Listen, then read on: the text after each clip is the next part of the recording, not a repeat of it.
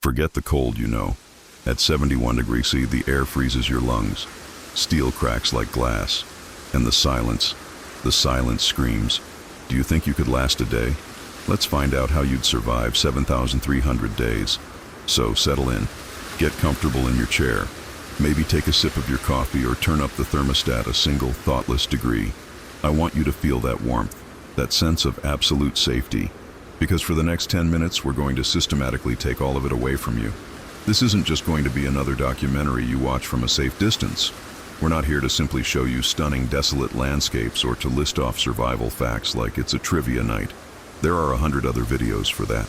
No, this is something different. This is an invitation, an agreement, a pact between you and me. My promise to you is this: we are not going to observe what it's like to live in the coldest inhabited place on Earth. We are going to attempt to build that reality inside your own mind.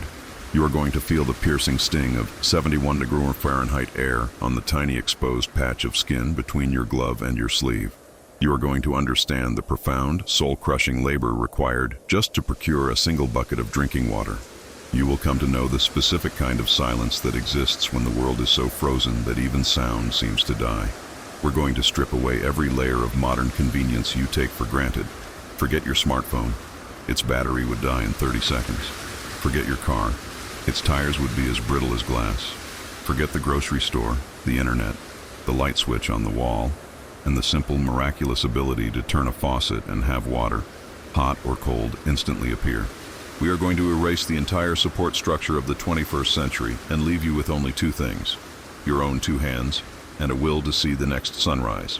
This journey is a deep dive into the brutal, unflinching truth of primal survival. But the real enemy here isn't the cold. It's not the hunger. It's not even the threat of a predator in the endless dark of the polar night. The final boss in this story is the deafening loneliness. The enemy is the slow, creeping erosion of your own sanity, when the only voice you hear for months on end is the ghost of your own, echoing in a tiny frost-covered cabin. We will explore the war that is waged not in the snow, but in the 6 inches of space between your ears. What do you become when society, comfort, and human contact are memories so distant they feel like a dream? When every single day is a monotonous, repetitive fight for the most basic element of existence, calories, what happens to your spirit? Does it sharpen to a point, becoming resilient and unbreakable? Or does it fracture, slowly and then all at once, into madness? That is the core of our pact. I will guide you through this unforgiving world with raw, honest detail. In return, you must agree to truly engage, to imagine yourself there, to ask yourself the hard questions. What would you do when your only source of heat begins to die? How would you fight off the psychological demons that feast on isolation? By the end of this video, I guarantee you will walk away changed. The world around you will look different. The simple act of stepping into a hot shower will feel like a profound luxury, an almost holy experience. The taste of fresh food, the sound of another person's voice, the effortless warmth of your home, none of it will feel the same. You will carry a piece of this Siberian silence with you. You will have a newfound, visceral respect for the resilience of the human spirit and a chilling understanding of its fragility. This is not a story about survival. This is a story about what it means to be human when everything that defines our humanity is gone. If you're ready to honor that pact, let's begin. All right, the pact is made. Now it's time to take the first step out of the door. You've spent 20 minutes layering your body in furs, wool, and leather until you feel like a clumsy, slow-moving bear. You think you're ready. You are not. The moment you pull back the heavy insulated door, the universe changes. It is not like stepping into a walk-in freezer. It is not like any winter you have ever known.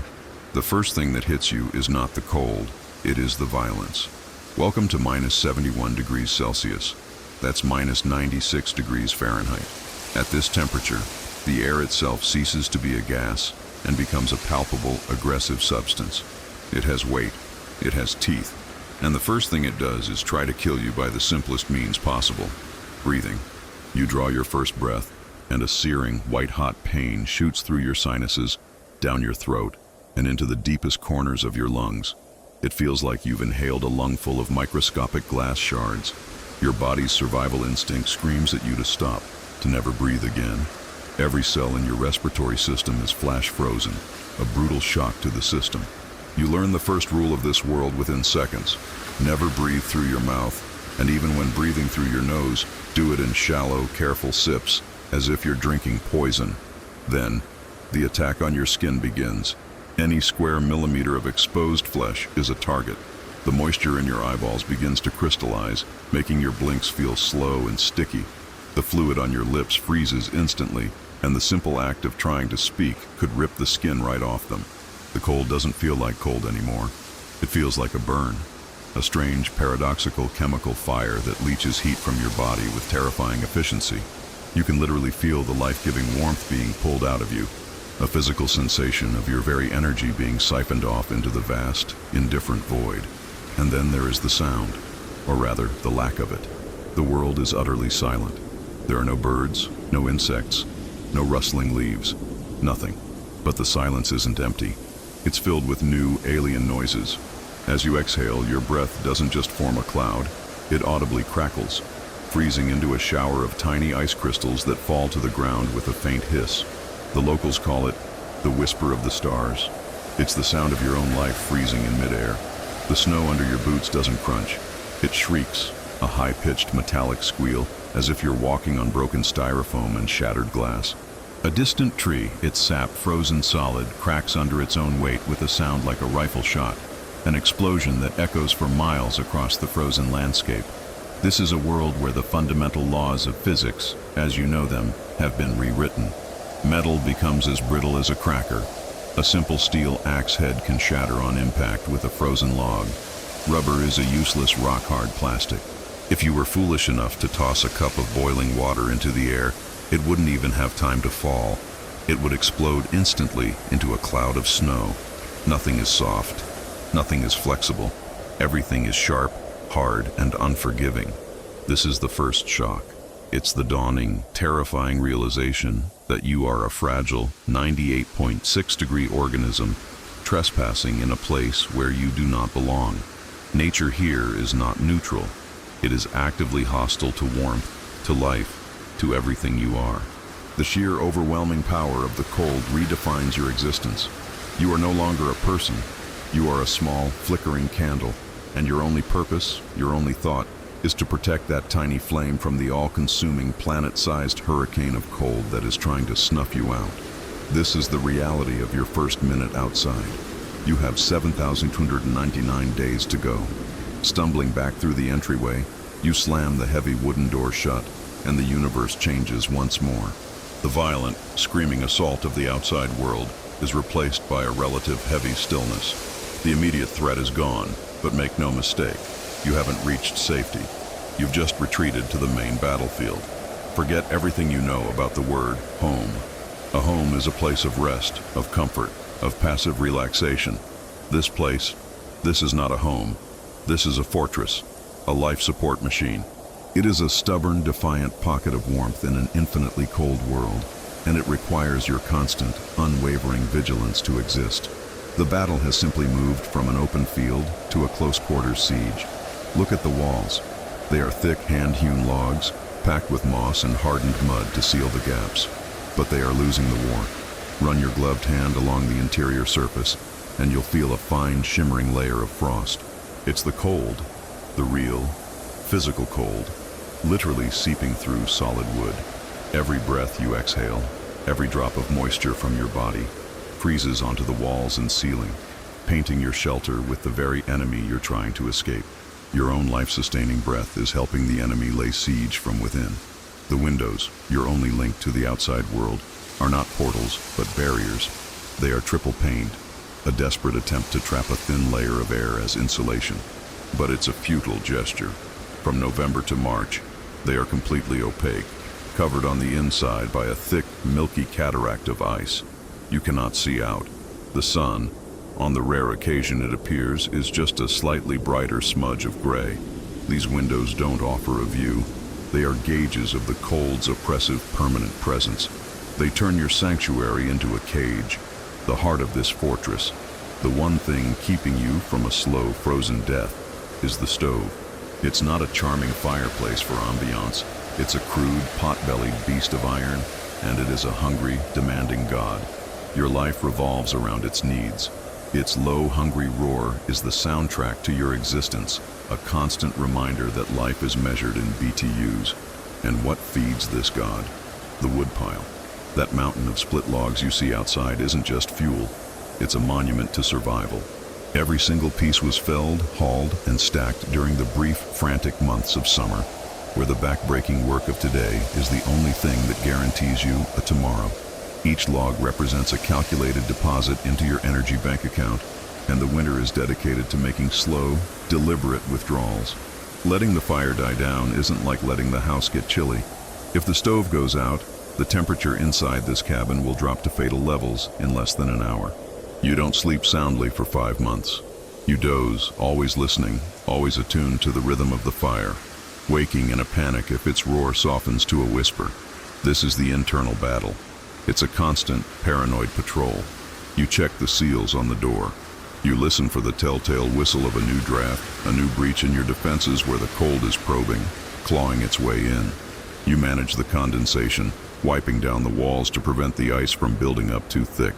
You are the sole guardian of this tiny, fragile bubble of life. This fortress is your cradle, but it is also your prison. It protects you from the world, but it also seals you off from it. The fight isn't about thriving. It's about maintaining a stalemate against an enemy that never sleeps, never tires, and holds all the territory right outside your door. Morning does not arrive here. It has survived. There are no chirping birds, no gentle rays of sunlight filtering through a window, and there is no alarm clock. Your alarm is a primal, internal one, the creeping cellular realization that the cold is winning. You wake not from a peaceful slumber, but from a shallow, anxious doze. The first thing you notice is the change in the air. It's heavier, sharper. It has teeth, even in here. The fire, the iron heart of your fortress, is fading, and your body knows it.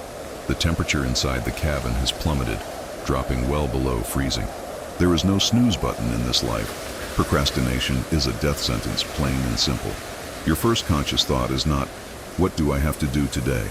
It is a single, desperate question. Are there any embers left? Now comes the first true test of will. Your sleeping area, a nest of furs and woolen blankets, has become a precious, life-sustaining cocoon. For hours you've been trapping your own body heat, recycling the warmth of your own breath, creating a fragile microclimate of survivable air. Every instinct, every screaming nerve ending, tells you to stay there, to curl up tighter and preserve that tiny pocket of warmth. To leave this sanctuary is an act of profound violence against yourself. It is the astronaut leaving the airlock, but you must. You throw back the heavy furs, and the cold hits you like a physical blow. The air in the cabin is a tangible enemy. Your breath instantly erupts in a thick white plume. The floorboards, coated in a thin rime of frost, feel like solid blocks of ice, even through your thick woolen socks. Every muscle in your body seizes up, and your movements are stiff, clumsy, and agonizingly slow. This is not a room you live in. It is a hostile environment you must conquer, and the clock is ticking. You move with a singular, desperate purpose toward the stove. It sits in the center of the room, a silent, black monolith. Its iron skin is no longer radiating life. It is painfully cold to the touch. This is the moment of truth. You unlatch the heavy door, your fingers already numb and clumsy, and peer inside. And there, beneath a blanket of gray ash, you see it. A handful of tiny, pulsating crimson embers. A faint, almost imperceptible glow. It is the last remnant of life, the pilot light of your existence. And now, the ritual begins. This is not a clumsy, hasty chore. It is a patient, surgical process, a ceremony upon which your life depends.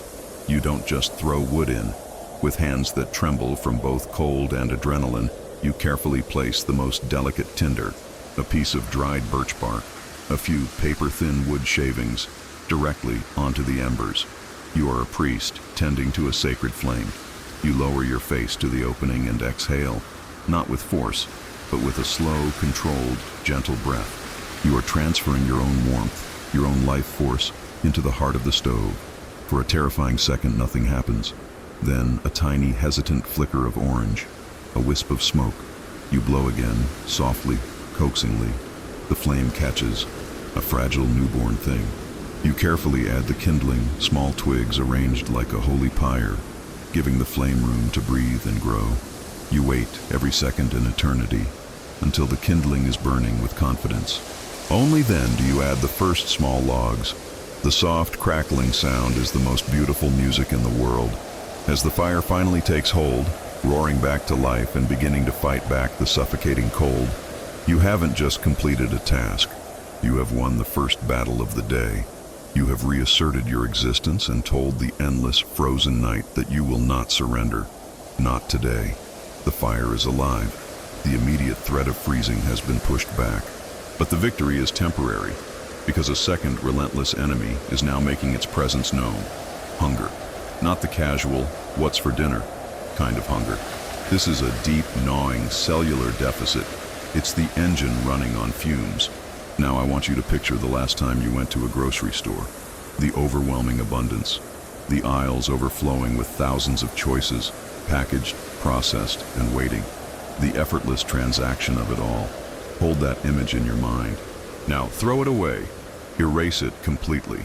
Your supermarket is the silent white desert outside your door. It has only a few items, and none of them come easy. There are no shelves, no price tags, and no guarantee of success. Out here, the hunt for calories is a brutal, unforgiving mathematical equation. You cannot afford to spend more energy acquiring food than the food itself provides. Every single action is a calculated risk. Your first and most reliable method is not the heroic pursuit of large game. That's a fantasy. A single mistake, a twisted ankle while tracking a deer, is a death sentence. No, your survival is found in the small, quiet acts of patience. Your lifeline is the trap line. Earlier, in the slightly less lethal cold of midday, you set your snares. This is meticulous, agonizing work.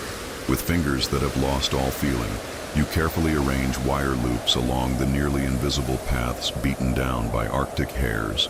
Every knot, every placement must be perfect. You are an engineer of ambush, relying on the predictable habits of a creature as desperate to live as you are. And now you must check them. Pulling on your layers, you step back out into that violent cold, your fortress shrinking behind you. The journey to the trap line is a tightrope walk. You move with grim efficiency, wasting no motion, exposing your skin for not a second longer than necessary. Hope is a dangerous currency to spend out here. You expect nothing. You simply execute the task. Most of the snares are empty, exactly as you left them, mocking your effort. But then, you see it. A disturbance in the snow. And there, caught in one of your wires, is a snowshoe hare. It is not struggling. It is not alive. It is a perfectly preserved frozen statue of your dinner. Its eyes wide open, its fur dusted with fresh snow. There is no thrill of victory, no hunter's pride. There is only a profound, quiet, and deeply somber sense of relief. You have just bought yourself another day or two of life. Your other option is to hunt in the darkness beneath your feet. The river, a flowing body of life in the summer, is now a solid, 6-foot thick highway of ice. But somewhere below, life continues. And so, you begin the back-breaking labor of ice fishing. You take a heavy iron chisel, and for an hour, you do nothing but slam it into the ice. It is a monotonous, punishing rhythm. You have to be careful not to sweat, a rookie mistake that can kill you when the moisture freezes on your skin. Chip, clear the slush, chip again. Finally, you break through. A small dark hole in a white world, a portal to the abyss below. You drop a simple line with a small lure, and then you wait. You sit on a small block of wood, hunched over the hole, a motionless statue in a frozen world. The wind gnaws at you. The cold seeps through every layer of your clothing. Minutes feel like hours. It is a meditative, frozen hell. But then, a twitch in the line. A frantic electric jolt of life from the depths. You pull hand over hand and a fish, dark and sleek, erupts from the water. It lands on the ice and convulses for no more than 10 seconds before the extreme cold freezes it solid. A curved, glistening arc of pure protein. You take your prize, the frozen hare, the ice-encased fish, back to your fortress. Nothing is wasted. The fur of the hare will patch a glove. The bones will be boiled for broth until they dissolve. You don't eat for taste. You eat for thermodynamics. This is food at its most fundamental level. It is fuel. It is the energy required to fight the cold, to chop the wood, and to do all of this, all over again, tomorrow. You've won the battle for fire. You've secured a few precious calories. Now, you must prepare for the excursion, the journey into the great, white emptiness. To do that, you must arm yourself. And I mean that literally. In this world, your clothing is not a matter of comfort or style. It is armor. It is a personal, wearable fortress. And learning how to use it is the single most important skill you will ever master. Forget your modern high-tech ski jacket with its fancy brand names. That's child's play. We are talking about an ancient, perfected science of survival. The first and most important rule is that you do not wear one thick coat. A single thick layer is a death trap. You wear a system. The secret to life at 96 below is not insulation. It is air. Your goal is to trap as much still, dry air as close to your body as possible. Your clothes are simply the architecture for that life-saving pocket of air. The ritual of dressing is slow and deliberate. It can take up to 30 minutes, and every step is critical. It begins with the layer that touches your skin. This is your second skin, your wicking layer, and it will never, ever be cotton. Out here, cotton has a nickname, death cloth. The cotton absorbs moisture and holds it against your skin. A fatal flaw, you wear wool. Thin, long johns made of merino wool. Their job isn't to keep you warm. It's to pull every single drop of sweat away from your body and move it to the outer layers. Next comes the furnace. These are your insulating mid-layers. This is not one, but 2 or even 3 layers of thick, heavy wool sweaters or fleece. This is where you trap that precious air. Each layer creates a new barrier, a new pocket of warmth. The system is adaptable. If you start to overheat while working, you can shed a layer. Because the single greatest enemy you will face out here, besides the cold itself, is your own sweat. Sweat is the ultimate act of self-sabotage. It is the traitor from within. The moment you stop moving, that moisture, which your base layer has dutifully wicked away, will begin to freeze in your insulating layers. Your furnace becomes an ice pack. The very clothes meant to save you will begin to kill you, leaching warmth from your core with terrifying speed. This is why every movement, every task, from chopping wood to checking a trap line, is performed with a slow, deliberate, almost meditative pace. You simply cannot afford to sweat.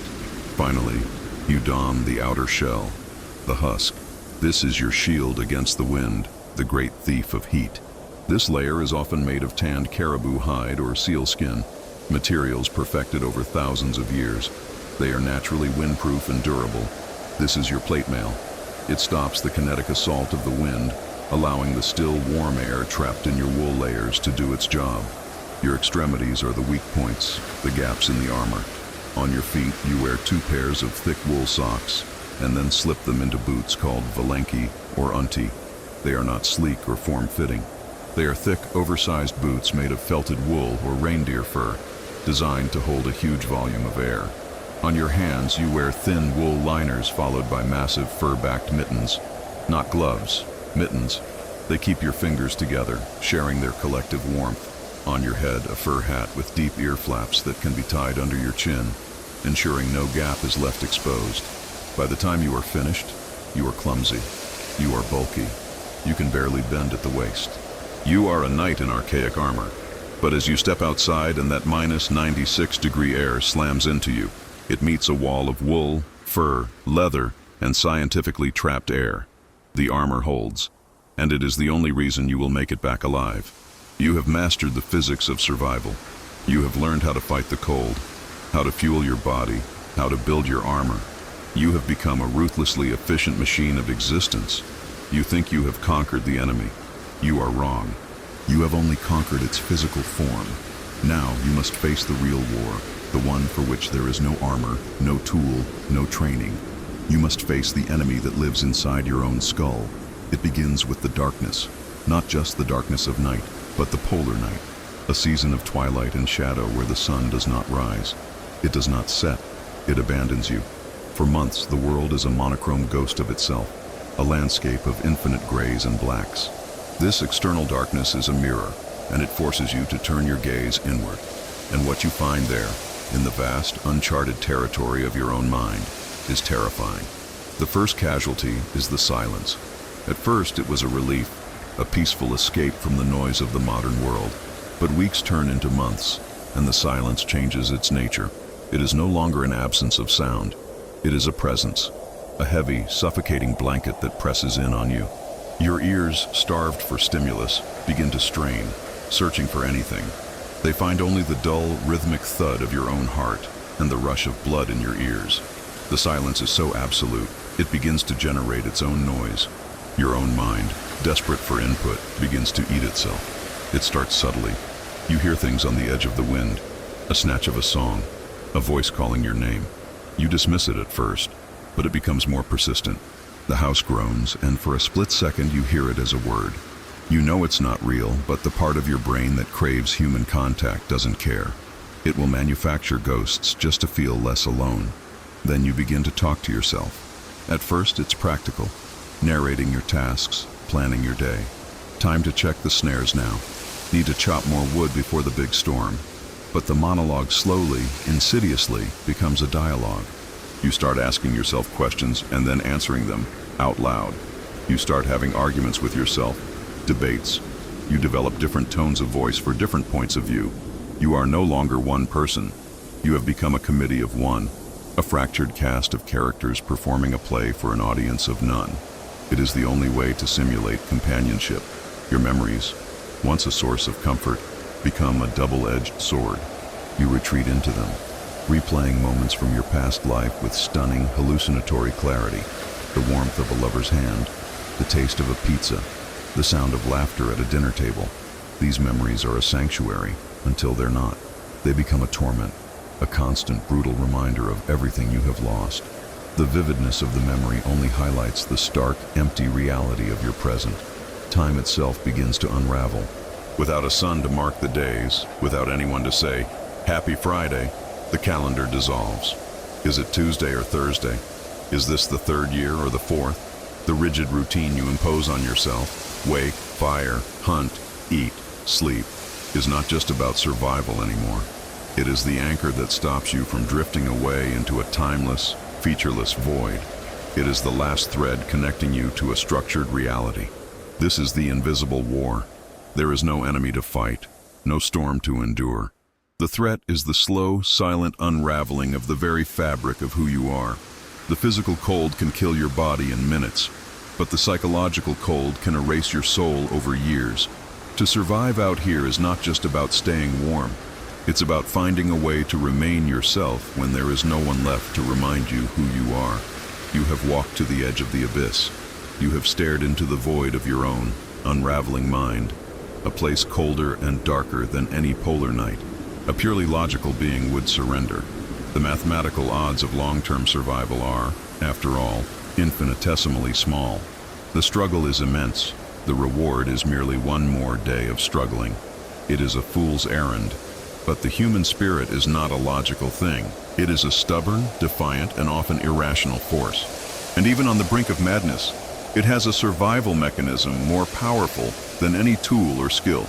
It is programmed to find light, to manufacture meaning, to cling to the smallest embers of beauty in the deepest darkness. This is not a story about mere survival. It is a story of how you rediscover what it means to be human. This is not happiness as you know it. It is not the loud, fleeting excitement of entertainment or the hollow satisfaction of acquiring something new. It is something quieter, deeper, and infinitely more profound. It is joy, distilled to its most elemental form. It is found in the fire.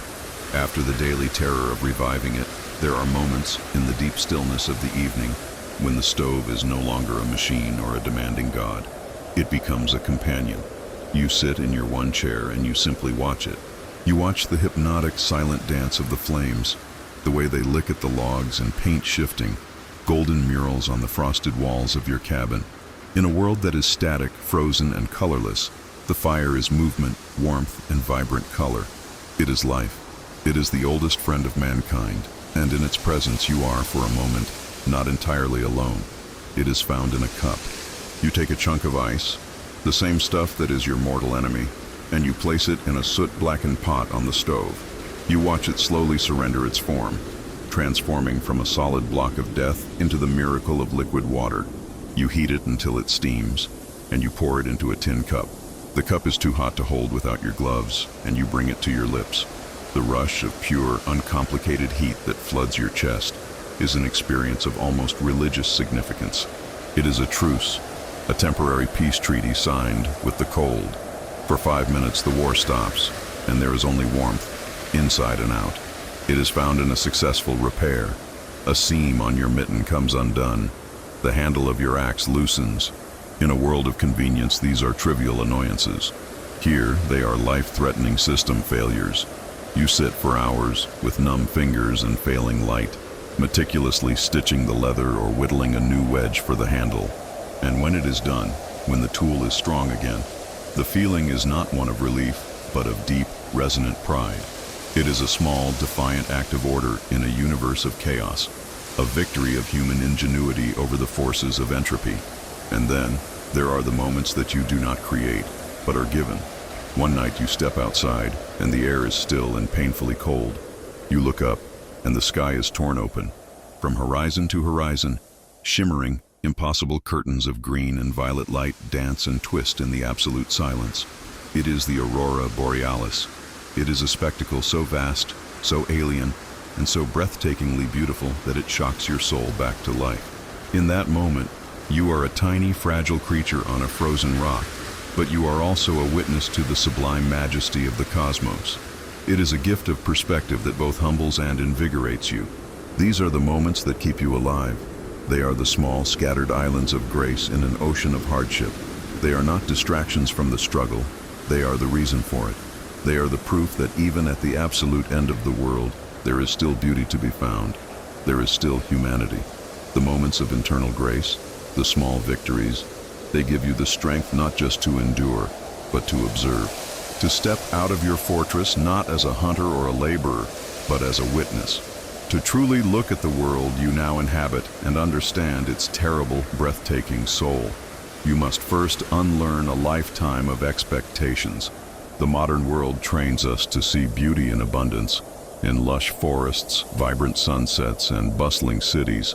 This world is the opposite. It is not an empty world, it is a minimalist one. Its beauty is found in subtlety, in texture, and in the awesome power of its austerity. It is a landscape stripped down to its absolute essential elements: snow, ice, rock, and sky. When the sun finally returns after the long polar night, it is not the warm, benevolent friend you remember. It is a distant, clinical observer. It hangs low and weak in the southern sky, a pale disk that offers light but no heat. Its rays are sharp and horizontal, casting impossibly long blue shadows that make the snow-covered land look like a strange alien sea. The air itself, thick with tiny frozen crystals, catches the light and glitters, a phenomenon known as diamond dust. You are breathing an atmosphere of jewels. But this beauty is a trap. The glare from the sun on the unbroken snow is so intense it can burn your retinas, leading to snow blindness. The light is a lie, a false promise of warmth in a world where the only real truth is the cold. The snow itself is not a uniform blanket. It is a living, shifting entity sculpted by the wind. In some places, it is a fine, dry powder that flows like sand. In others, the relentless wind has hammered it into hard, sharp ridges called sastrugi, frozen waves that can trip you or offer a path to walk on. The sheer, featureless expanse of it plays tricks on your mind. With no trees or landmarks for miles, you can lose all sense of scale and distance. A small rock 100 yards away can look like a huge boulder a mile off. A journey that looks short can take hours. In a whiteout, when the snow-filled air and the snow-covered ground merge into one single, milky void, the world simply disappears. There is no up or down, no forward or back. There is only disorientation and a terrifying sense of non-existence. And there is the silence. We spoke of its psychological effect, but out here, it is a physical presence. It is so profound that the world's smallest sounds become amplified into major events. The harsh, lonely caw of a single raven echoes for miles. The wind, your most constant companion, whispers, hisses, and howls, each tone telling you about the coming weather. You learn to listen to the snow itself. Its high-pitched shriek under your boots means the temperature is dropping to its most dangerous lows. But the silence is also a canvas, and on it, the stories of this world are written. You learn to read the tracks in the snow. They are the daily newspaper. A delicate line of prints tells of a fox that passed in the night. The heavy plodding tracks of a reindeer herd show their migration. And the most sobering story of all, a set of large, deliberate paw prints moving with purpose, a wolf. It is a stark and vital reminder that you are not the master of this domain. You are not even the top of the food chain. You are just another struggling creature, your story temporarily written in the snow alongside all the others. To survive here is to learn a new kind of reverence. You learn to love the terrible beauty of this world, and you learn to fear it in equal, constant measure. 20 years, 7,300 sunrises you fought to see. In the world you left behind, 20 years is a lifetime of careers, changing technologies, noise, news, and endless frantic motion. Here, it is just one long, slow breath. Time is not measured by the hands of a clock, but by the deepening lines around your eyes, by the slow, patient growth of a tree, by the rhythm of the freeze and the thaw. The relentless, desperate fight for tomorrow, repeated thousands of times, eventually fades into a single, unending present moment. And in that moment, you finally stop and ask the ultimate question. After all the battles, against the cold, the hunger, the silence, the madness, what is actually left of you? The person who walked into this wilderness 20 years ago is a ghost, a faint chattering echo you can barely remember. That person was a collection of anxieties, ambitions, opinions, and vanities, all forged in a world that demanded constant performance. That person is gone. They were not strong enough to survive here. They were dead within the first year. The cold did not just chill your body, it burned the trivial out of you.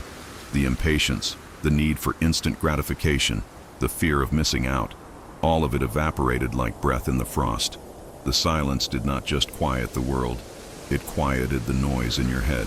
The constant nagging monologue of self-doubt and desire was starved into submission. The solitude did not break you. It revealed a fundamental truth. You only truly know who you are when there is no one else around to tell you. You did not go insane. In a way, you went sane in a way the modern world can no longer understand. You have been stripped down to the studs. What remains is not a lesser man, but a denser one. Your patience is no longer a virtue. It is a feature of your geology, as deep as the permafrost. Your awareness is no longer a skill. It is an animal instinct. You can feel a change in the weather in your bones. You can read the story of a whole day in a single set of tracks. Your thoughts are no longer a tangled web. They are clear, simple, and focused on the essential. You are efficient not just in your movements, but in your very soul. One day, you catch your reflection in the mirror-like surface of a shard of ice. The face that stares back is a stranger. It is a topographical map of sun and wind and hardship, but it's the eyes that hold you. The eyes are not yours. They do not belong to the ghost from 20 years ago. They are ancient. They are the eyes of the landscape itself, patient, indifferent, and holding the vast, quiet wisdom of the silence. They have seen 7,300 days of this, and they are not afraid. So, what is the final verdict? Was this a victory or a tragedy? Did you conquer the wilderness, or did it conquer you? The truth is, the question itself is meaningless. You did not conquer it. It did not conquer you. The long, slow war ended in a truce, and then an assimilation. You are a part of it now. You move with its rhythms. You think with its clarity. You endure with its timeless patience. The separation between you and the world outside your door has dissolved. The final question was never how to survive. The question was, what survives? And the answer is this, the essential human, the creature beneath the clothes of civilization. Stripped of everything, you did not find a beast. You found the unshakable, unbreakable core of your own humanity, and it is more than enough. So, the next time you complain about the air conditioning or a rainy day, remember this journey. Civilization isn't made of buildings and technology, but of the distance we create between ourselves and the savage struggle for survival. Now I want to hear from you in the comments. What would be the first thing you'd miss about our modern world if you were in this situation? Your cell phone? A hot shower? If you enjoy stories that challenge human limits, subscribe and hit the bell. because reality is much more extreme than fiction. Thanks for watching, and go hug your heater for me.